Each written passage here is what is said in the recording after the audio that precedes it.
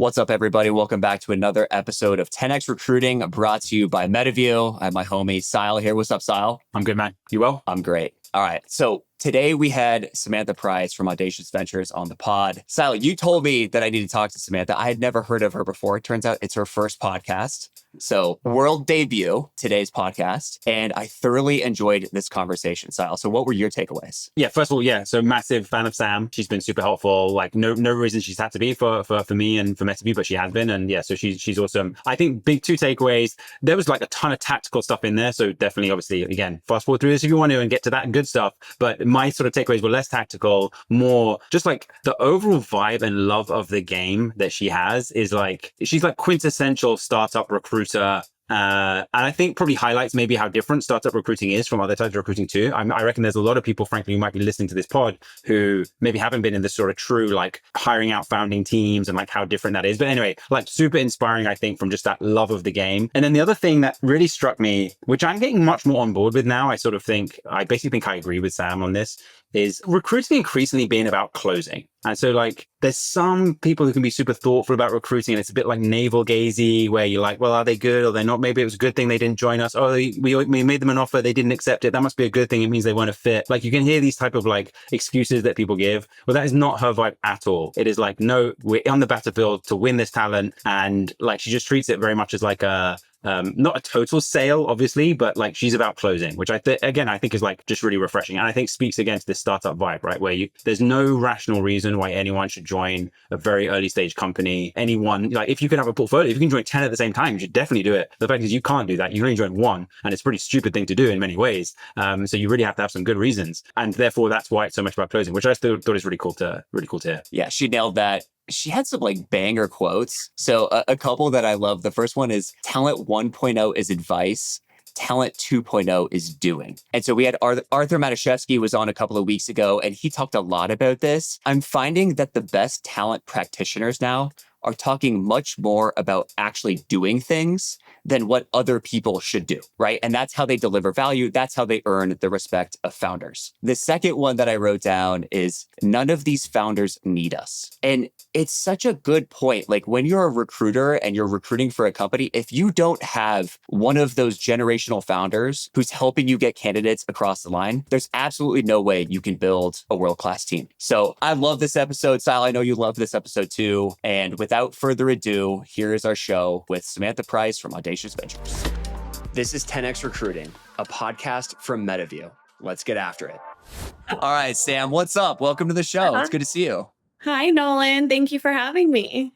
All right. So your background is fascinating. Can you tell the audience just a little bit about you in a couple of minutes? Grew up in Redondo Beach. I still have my 310 number. I'm not getting rid of it. That's why you're so tan. Now it's it my makes identity. sense. But came up to the Bay actually for school, never left. I got here before Uber, before Airbnb, before all of that.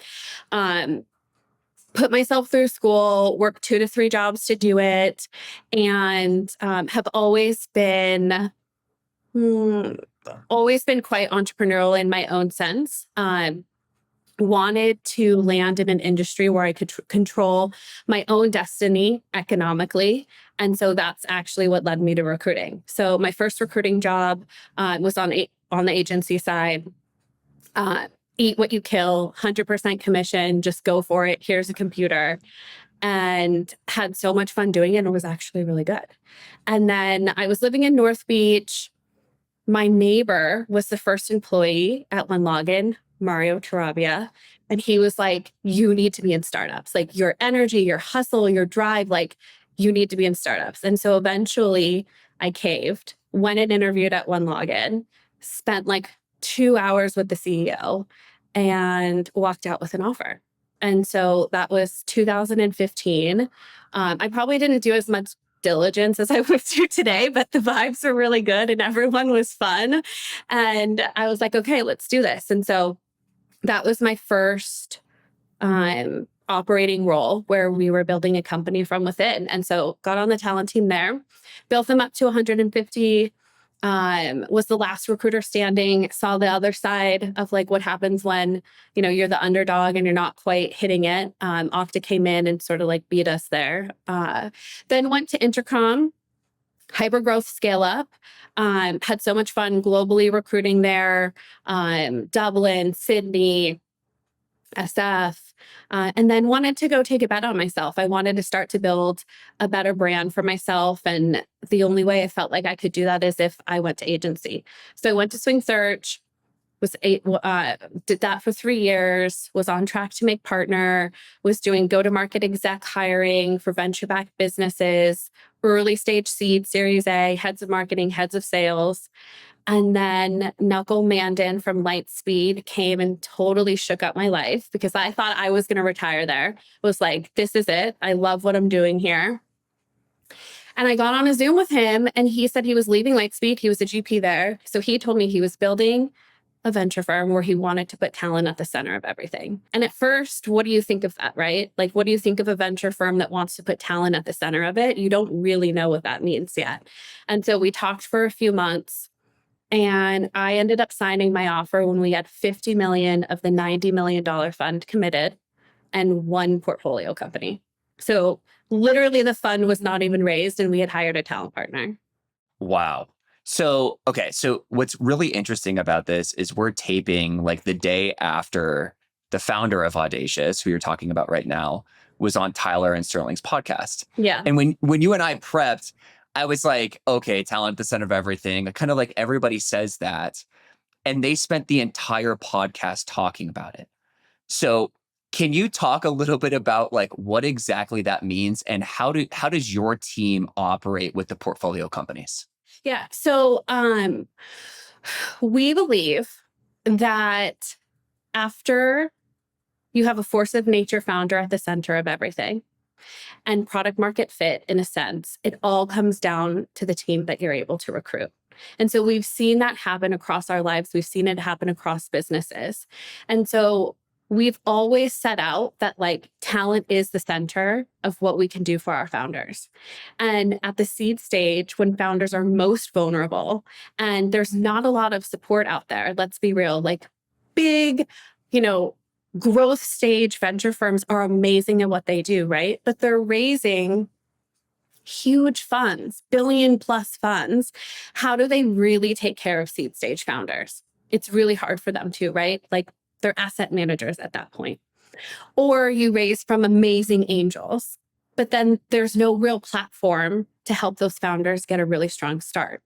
And so we believe there's a gap in the market, and we want to fill that gap by being the venture firm at seed that has a talent offering and a true platform play. So what we say is we can take our, 2 founders from their idea, really is what seed is, to their first 15 hires. And so we do that with a lot of intentionality. We are 4 people in talent, and we're 4 people on deal. So 50% of Audacious is the talent function. And we've built 3 really strong recruiting programs today that we have playbooks for, helping founders build their founding eng teams, their founding sales teams, and when the time is right, that first head of sales or that next VP of sales. Wow. So what's interesting to me about this is most venture firms they call it the teach them how to fish model, right? It's like one talent partner for all the portfolio companies. That person obviously like can't do the recruiting themselves. And so what they do is they teach the companies how to recruit on their own. What you're saying is actually different, which is we will fish for you. We will go do recruiting for you. So talk to me a little bit about how does your team work?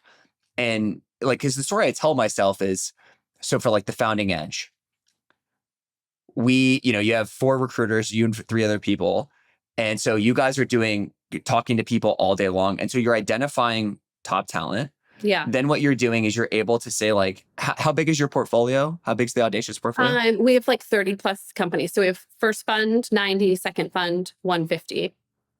Just started deploying out of fund 2. Okay. So you have 30 companies, right? That you could talk to one person and potentially place them into 30 different roles, right? So how does it actually work? How do you do that stuff on the back end? Okay. So the first point of your question was we're not teaching them how to fish. So I think that if you take a little bit of a step back, like the best founders out there, those force of nature founders, you've worked for them. Do you really have to teach them how to recruit? Like they are going to get the job done without you. Like True. we do is we earn the right to be that phone call for them, to be that support for them, because none of these force of nature founders need us. They don't. They will figure out how to go hire that engineer. But what we try to do on our team is we try to earn the right and the credibility and the respect that they actually want us along on that journey with them. Interesting. How do you do that? So one, I think the first thing is that talent and venture is broken. Talent 1.0 is advice. Talent 2.0 is doing. And that's where we're at the forefront of. And so when we have that first meeting with one of the founders that we invest in, I don't think that they actually understand the value of what we're bringing. They say, yeah, you guys say you recruit. Okay, you're going to send me to 3 search firms. You're going to push like 5 people that might be right. And then you're going to get out of my way. Right. And so for us, the most important thing to do is to win back that credibility of what we feel has been broken in the market when it comes to talent. And so we show up on that day to earn the respect of the founder that's going to get it done without us. And we do that through actively getting in the trenches with them and showing them how we can recruit with them. So an example of this could be, we won this insane deal. A lot of firms were bidding on it. It was competitive. We got it. They met with me and they were like, Sam, we've got 3 or 4 engineers that we want to hire. We're ready to go. We're pretty much a handshake away from them. I was like, okay, I don't know this founder yet. Does he know how to hire for high quality? Does he know how to hire his engineers yet? Like, what's going on here? So instead of you making offers to these 3 or 4 engineers today, give me and my team 1 week to put 2 people in front of you. And then you tell me if you still want to hire those engineers. Okay. So he says, okay, sure. Like, we'll do that. We'll let you do that. He doesn't hire the 3 engineers. He goes after the 2 that we've put in front of him. And guess what? He couldn't close them. Not in a bad way. He swung his shot. He swung for it. He went for it. He fought on the battlefield of going and getting the best person that he possibly could. But they didn't take our offer.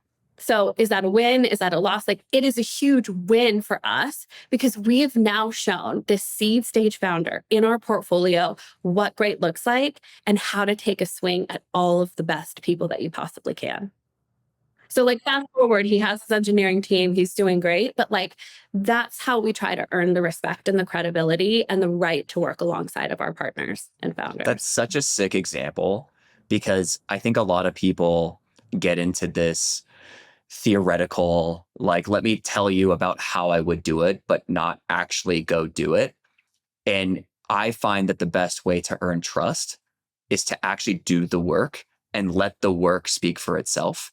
And in that example, like it's so true because especially for hiring managers broadly, not just founders, but hiring managers broadly, that, as they're first getting into it, they don't know what world-class looks like. Yeah.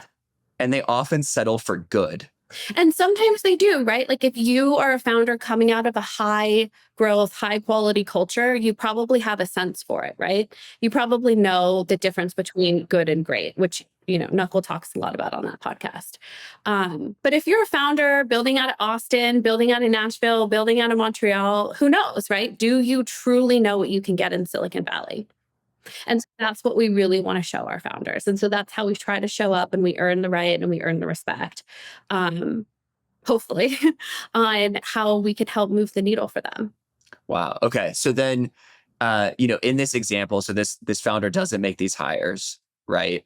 And I'm assuming then that the next conversation is, hey, like actually we just took an amazing swing. Like we had a great learning here. We just dodged a couple of bullets on these offers you were about to extend. And now we've reset what our hiring bar should be. And so this is the bar that we need to go after now. So it sounds like then the next version of the relationship transitions into, here was the delta between, what we offered and what it takes to actually close these candidates. Is that right? Yeah. Yeah. I love that. And like in that example, like, was it a comp related issue? Was it the founder not able to pitch the company? Was it like a bad closing process? Like what happened there? I'm trying to remember. I feel ultimately probably just wasn't the right, either it wasn't the right fit of stage, or it could have been a comp issue. Yeah. Okay. So in general, right, you're working at the seed stage. And I'm a recovering founder, and I raised a seed. And the thing I didn't realize when I started is how hard it is to convince talent to join that early. And there's like a lot of things working against you. One is you just like don't have that much capital to deploy. So like generally like salaries are going to be a little bit lower, and you're going to pitch this like big equity vision. Yeah. The other thing is like people actually like really like safety, and seed stage companies are by definition insanely volatile. And so how do you, as a recruiter for Audacious, like how do you guys actually convince talent that seed stage is like the right opportunity for these candidates? Yeah. So I have this saying, I say, no one knows they want to go to seed until they go to seed. And so there's a lot of advice out there that says if you're talking to a candidate and they are interviewing at 2 Series C companies and Meta and your seed stage companies, they're not right. Like, I fundamentally disagree with that, because I think what closes people at the seed stage is the opportunity to work with amazing people, right? The founders close. You don't join a company at seed stage really because of the company yet. You join because of the founders. And so I try not to like look at that. I try to say like, cool, can we keep us in the process with this person until their very final decision? Like if it's us and a Series A, Series B, Series C, like more growth stage firm, amazing. We got to stay in their thought process the entire time until their decision. So I don't look at it like that. And I think you don't really know you're going to go to seed until you meet an amazing founder, a force of nature founder that completely changes what you were looking for. And so it is a little bit of like convincing people. I think another part of this is like the relationships that we're building. We're 4 full-time people dedicated to talent. Our entire mandate is how do we meet the most interesting, the most 10x salespeople, engineers, et cetera. Like, how do we meet these people? Part of it is how do we earn their trust so that when Sam calls them or one of my recruiters calls them and says there's this opportunity, they're going to pick up and they're going to listen. And so it all starts with the relationship building that we're doing. And so we might meet someone today that we don't place for 1 year or 2 years, but we play the long game. Maybe it's 6 months, maybe, whatever it ends up being. And so a lot of it is trust that we're trying to build with our candidates in the market. So, hey, we have 2 Series A companies, we have 2 Series B companies. You're starting to look. Why don't I introduce you to those 2 founders? But I have this seed stage company that is completely changing the game in X, Y, and Z. It's a force of nature founder. Kleiner did the deal with us. It's the biggest seed deal that Kleiner's ever done in this sector. Just talk to the guy or girl, right? And then you start to win them over emotionally and in their hearts, and you start to court them and pull them in and pull them in. And again, this doesn't take away, like, you still as that seed stage founder need to vet and you need to make sure this is the right fit for you. But it's like this courting process, and like every single interaction, are you pulling them in closer? Are you pulling them in closer? Are you emotionally selling to what they're looking for? Yeah, what you're describing is what savant level recruiters do, which is just get to the next conversation.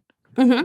Like at the very beginning, you're just trying to get them to get on the phone with the Yeah. founder. Yeah. We're not trying to close them yet. Like to your Yeah. point of, to your saying, like we haven't earned the right to do that. I think a lot of hiring managers kind of like jump to like, oh, I won't be able to close them, or like they won't take a call with me. Like, well, get them on the phone and then see what happens. Like that's where they have to experience your magic. I can't fight harder for your talent than you, right? Like I will fight every single day. This job is emotional. Every single day that I wake up, I leave my heart on the battlefield for one of our founders. Like I want them to know that I put my whole heart and soul and everything into trying to get them the best people. And then I wake up And do it again. Yep. but I can't fight harder than you. You have to be right there, and we have to be equals on that battlefield fighting together. Yeah. And what's interesting in your role is that you can actually tell a founder that, because you have a broad aperture.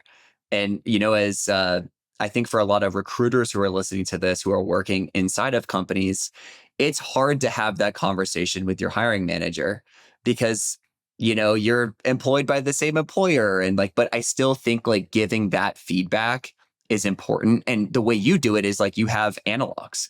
You could say hey, this founder at this company uses this thing to get this person across the line, or uses this tactic to get them more involved.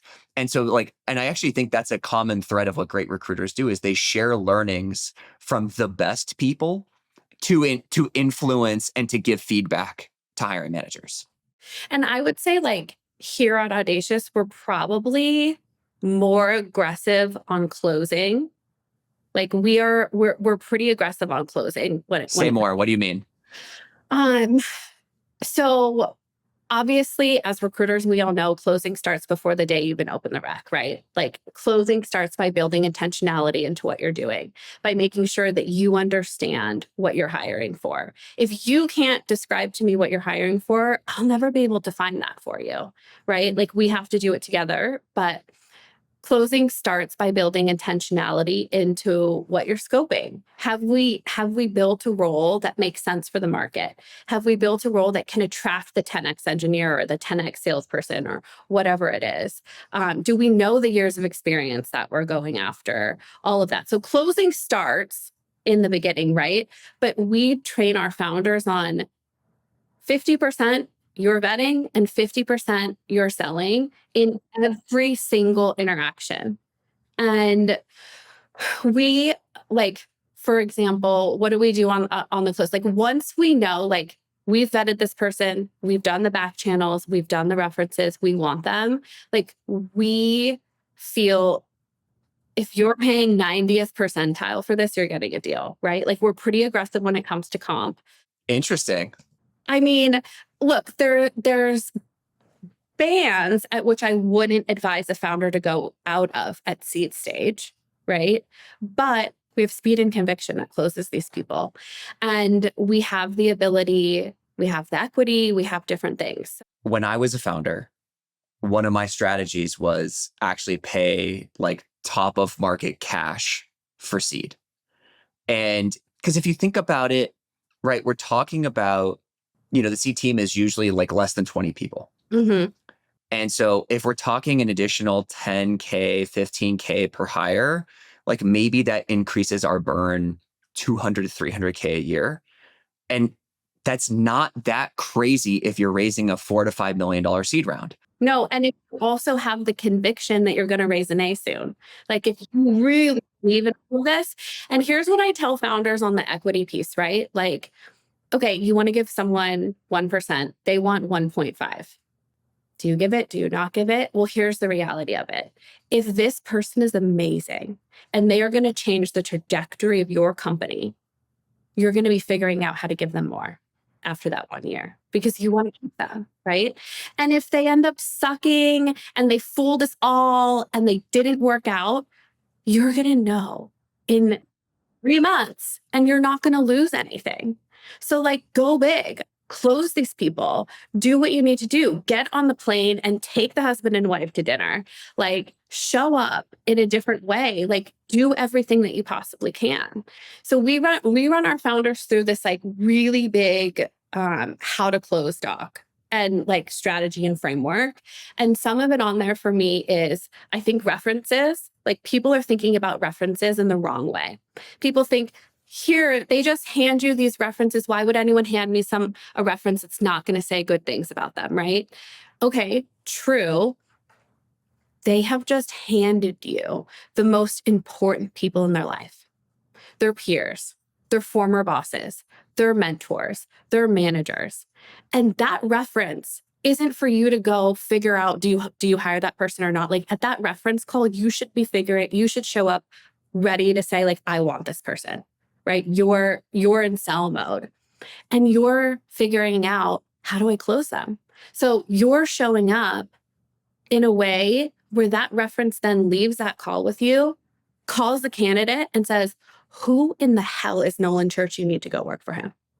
Like, holy shit, this guy's amazing, or this girl's amazing. And then the last 10 minutes of your reference, you're saying, look, I want Nolan on my team. I want him. Where's his head's at? Like, what do you think? Like, how do I close this guy? Do you think he's there? Well, who else do I need to convince in his life? Is his boss, is his significant other available? Like, are they going to let him go to seed? Like, are they on? You should already know that as a founder, right? But it's asymmetry. Like, yeah. you're using the asymmetry that the candidate provides you as leverage to help you get them across at the finish line. That's gold, Sam. Yeah. And so I think people think, oh, I don't need to do reference. I'm like, absolutely not. You need to do this reference, and here's why. And I think, like, also getting ahead of like any of the insecurities that the person has, you can talk to about them with that reference. Like, they know these people. Okay. So I love that tactic. That's really good. The other thing I do with references is, there's always, people are imperfect. And so there's always going to be something that shows up. And instead of me trying to like dive in and vet the concern, instead I re-angle it and I say, hey, I noticed this in the interview process, that this thing came up. What's the best way to deliver feedback to this person so that they hear it and can improve? And so the person who I'm doing the reference call with is now saying like, oh, wow, Nolan really wants to like help this person grow, versus like figuring out like where every wart is on their body, which like actually I don't think is super helpful. Yeah. And then you, on that day when that person joins you, you have a blueprint on how to already work with them. Exactly. Yeah. God, that's good. What else is on this closing doc? What else is on closing? I mean, pull a significant other in very, very early in the process. Say more about that. How do you do that effectively? A lot of it at seed is actually not the candidate. It's the significant other and getting them involved and saying yes, right? Especially for the more senior, like that staff level engineer that's about to have a family, all of that. Like, you have to get that person in and you have to get that person believing. And so if you can do a lunch with the significant other, if you can do a dinner with a significant other, if you can check in along the way, like every time that you are ending an interview or a coffee or whatever that touch point is that you're having with a candidate. And like that last 10 minutes is just, hey, I just want to check in. I know last time we spoke, your husband was like, I don't know about seed, Sam, or, how are they feeling today? Like, what do you think we can do? Like, are they on board? Like, have you guys had more conversations around it? And then you're just getting a gut check on like, what is the viability that I'm actually going to be able to close this person? And where should I be spending more of my time? And if this is like an absolute hardcore, no, my husband is not going to say this, then maybe you put your attention somewhere else, right? Like, you're trying to understand who else is involved in their decision and how do you either get them there or how do you decide to like cut it and spend time with different people. Oh, that's so good, because you're not just relationship building with the candidate, you're relationship building with their family. And at seed, especially, like, it's such a life commitment. Like, it's not like, oh, I'm going to go clock 35 hours this week and hit the nap pod. It's like, you're going to grind. You're going to work 6 days a week at minimum. You're probably going to work 60-hour weeks. And so it's going to be a huge part of your life. And so you need to think about the other people involved. I always love, actually, Sile and I were talking about this, Metaview CEO, the other day. And I was like, one of the things I love to do for candidates who have kids is to understand their gender and how old they are.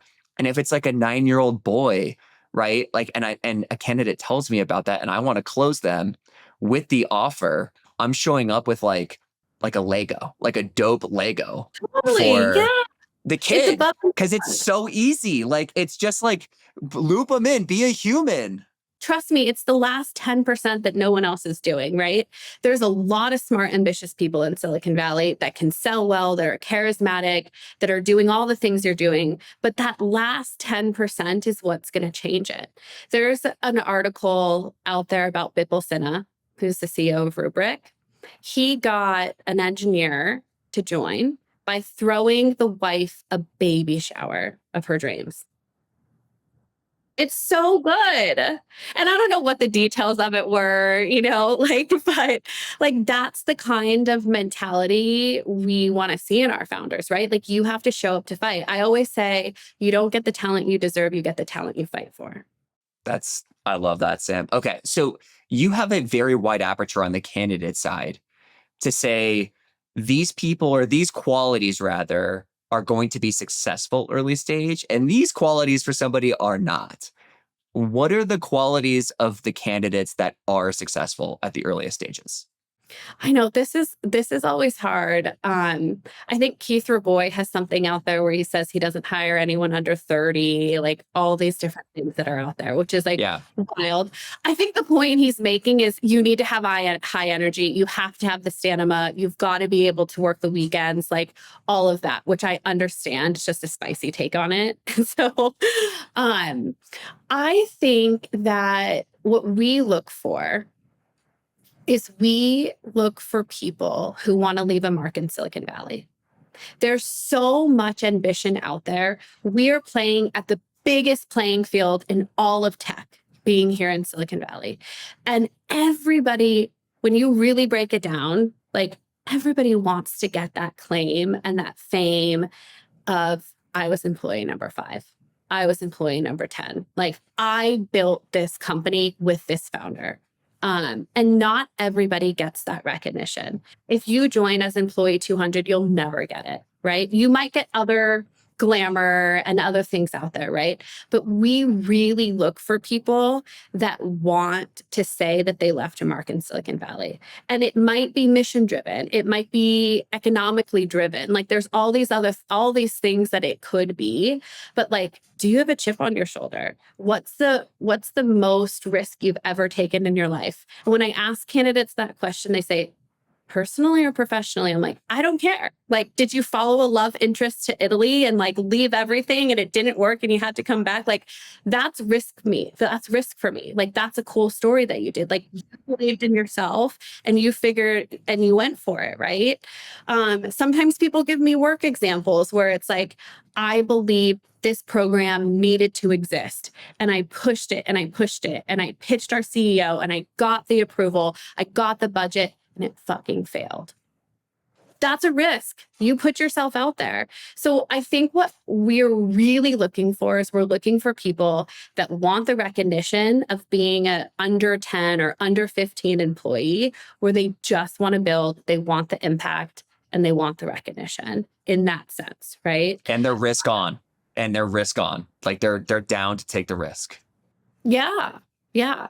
And that there's something in their background that shows that they can do this. Like I'm looking, like the feeling I want to have when I'm interviewing someone before I put them in front of our founders is like, that person can figure anything out. Whether it's like how to connect the Bluetooth microphone on a computer to like whatever problem is getting solved in the business. Like I want to leave with this feeling that I don't know where they're going to go in life. I don't know what will happen next with them, but I want to bet on them. And so I think that's like the main thing that we look for. Because a lot of people will tell you they want to go early. And we do a big anti-sell too. So I'm a big believer in the anti-sell, but can you give me the way that you think about it? I think what I try to do, and these are like my little recruiting hack, but I try to make the person on the other side feel so comfortable that they just start talking to me like a friend. And I'm kind of like, I'm giving them a little bit of advice. I'm pushing them this way or I'm pushing them that way. I'm seeing which way they go. And then I'm just starting to ask questions like, well, what are you really optimizing for right now? Are you optimizing for like insane career trajectory and like you want to go do something that it takes 5 years to do in 2? Or like, are you optimizing for like, you love your weekends and like you're totally fine? And then because the guard is down, they're just starting to open up. And so that's like the first way I do it. And then the second way is I'm like, I was gonna pitch you on something, but it's super early stage and I just don't know if that's for you right now. Oh, that's And so they're good. like, That's oh, so good. that's not for me. Like, oh, well, I'm like, I mean, I'd hear about it and I'm like, okay, like I'll tell you about it. And then like I sell the shit out of the company. Right. And then I'm like, okay, so like maybe we can follow up in 6 months or so when I might have something more later stage. And like, well, no, like I'm actually really excited about that company. Can I ask you a couple questions? Like it's kind of like the anti, and then I keep doing it. And when they keep fighting for it, I'll give them a chance. That's reverse psychology 101. That's fucking gold. Maybe Yeah. it's not quite the anti-sell. Yeah. But then we do an anti-sell at the end. Like, are you really sure you're ready for this? Like yada yada yada. Yeah. And in that you're really like telling them like where all the warts are for the company and like how hard it's going to be and like what it's actually going to take to build it. Because I think I've been around some really good closers, and I think the good closers are trying to close at all costs. And I think the elite closers are trying to close only the people who will be successful. Mm-hmm.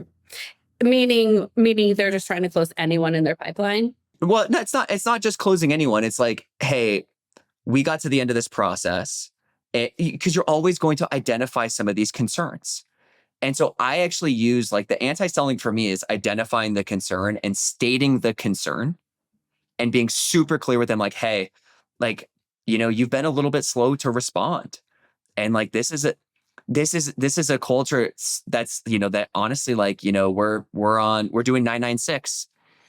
And so like, you're going to have to be on Saturdays responding to me. And so I just don't know if it's going to work out. One of my best hires at DoorDash, that's how we got him across the line. We're like, hey, you've been at Deloitte for 7 years. We're not sure that you can actually do the early stage. And he was like, dude, thank you for telling me. But like, honestly, like, fuck you. Like, I want this job so bad. Like, I'm going to figure it out. And it was like, we have to hire him now. Yeah. Yeah. I love that. I do think it probably is still a sign you should pay attention to. Like, I don't know if you got lucky in the sense there, but like, I do think about the urgency level needed in seed stage companies. And if people are responding slow, I'm probably like, that is a big data point that I'm watching for. That's fair.